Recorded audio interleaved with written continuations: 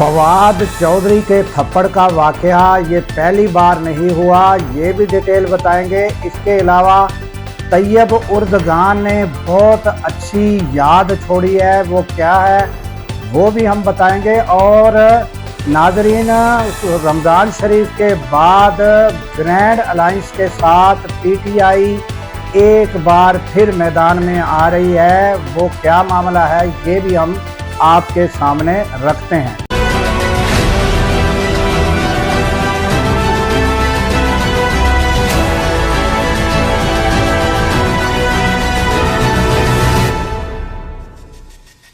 अस्सलामुअलैकुम नाजरीन, मैं हूं अब्दुल गफ़ार।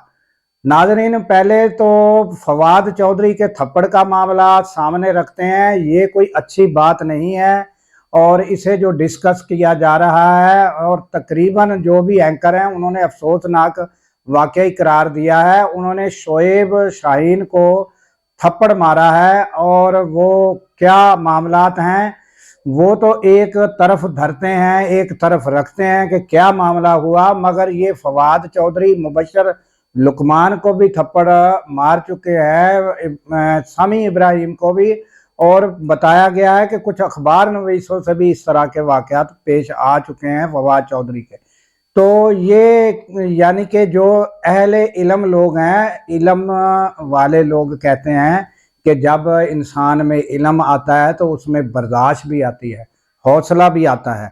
मगर ये फवाद चौधरी जो हैं वो पता नहीं उनमें क्या मसला है कि वो जो है ये इस तरह के रवैये पर उतर आते हैं। ये अफसोसनाक रवैया ही इसे कहा जा सकता है।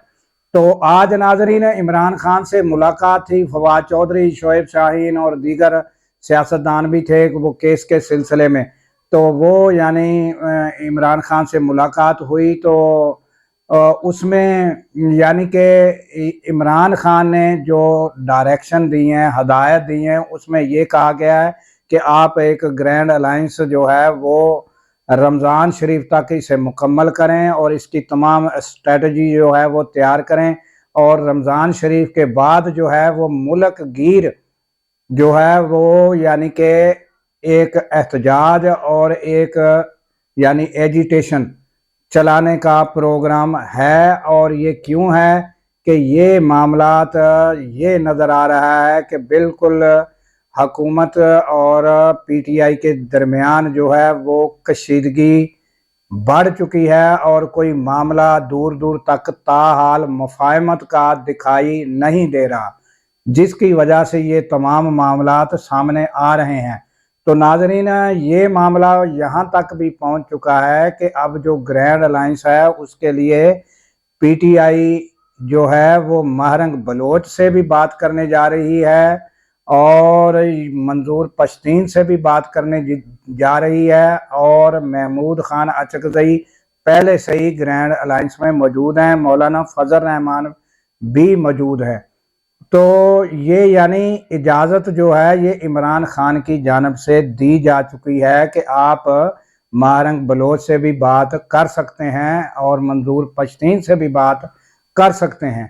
तो मामला तो यहाँ तक पहुँच चुके हैं और मौलाना फजल रहमान जो हैं वो ताहाल वो ग्रैंड अलायंस में हैं, और आने वाले वक्त में जब स्ट्रेटजी तैयार होगी, मुल्क गिर हड़ताल या मुल्क गिर तहरीक यानी चलाई जाएगी, एजिटेशन होगी, तो उसमें मौलाना का क्या किरदार होता है, मौलाना क्या समझते हैं, क्या वो सारे मामलात में साथ देते हैं कि पिक एंड चूज करते हैं, ये मामला आगे जाकर पता चलेगा।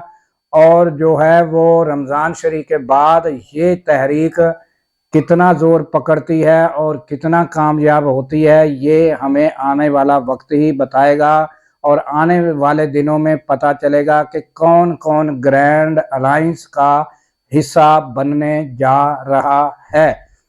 तो ये थी ताज़ा तरीन पीटीआई के हवाले से। और इसके अलावा नाजरीन, जो बहुत बहुत अच्छी याद छोड़ी है वो है तैयब उर्दगान उन्होंने। और ये नाजरीन हमेशा से होता है कि कोई भी हुक्मरान अगर पाकिस्तान में आता है तो उसे जो है बड़े अच्छे तरीके से वेलकम किया जाता है और मेहमान नवाजी की जाती है। सो वो मेहमान नवाजी हुई, सब ने चैनल पर देखा, मगर एक बात उनकी जो याद रखने वाली है वो ये है कि वो अपने दोस्त को नहीं भूले। उन्होंने अपने दोस्त इमरान खान का जिक्र किया और उन्होंने कहा कि जब मैं पहले आया था यहाँ तो मुझे रिसीव करने वाले इमरान खान थे, आज आप लोग मौजूद हैं। क्या ही अच्छा होता कि आप लोगों के दरमियान इमरान खान भी मौजूद होते। और मैं उम्मीद करता हूँ कि आइंदा आने वाले दिनों में आप अपनी जो है मुखालफतें जो है वो ख़त्म करके, तो हमें ये उम्मीद है कि इमरान खान भी आप लोगों के दरमियान मौजूद होंगे। तो ये मैंने थोड़ा सा अपने अल्फाज में बयान किया है, इसी तरह की मिलती जुलती उन्होंने बात की है। तो कहने की बात यह है कि वो आर्डर तो इनको नहीं दे सकते थे हुकूमत को, या कोई आकर यानी कि हथौड़ा तो नहीं चला सकते थे। मकसद तो ये था कि उन्होंने अपना जो इखलाकी तौर पर जो बनता था वो उन्होंने फ़र्ज़ अदा किया है और वो अपने दोस्त को नहीं भूले। ये बात उनकी जो है वो हमेशा याद रखी जाएगी। और इसके साथ ही नाज़रीन हमें दीजिए इजाज़त इस दुआ के साथ कि पाकिस्तान की अल्लाह ताला खैर फरमाए, पाकिस्तान की सरहदों की खैर फरमाए और सरहदों पर ममूर हमारे जवानों को अल्लाह ताला शादो आबाद रखे। क्योंकि जब हम नाज़रीन रातों को सो रहे होते हैं, वो सरहदों पर जाग रहे होते हैं। अल्लाह हाफिज़।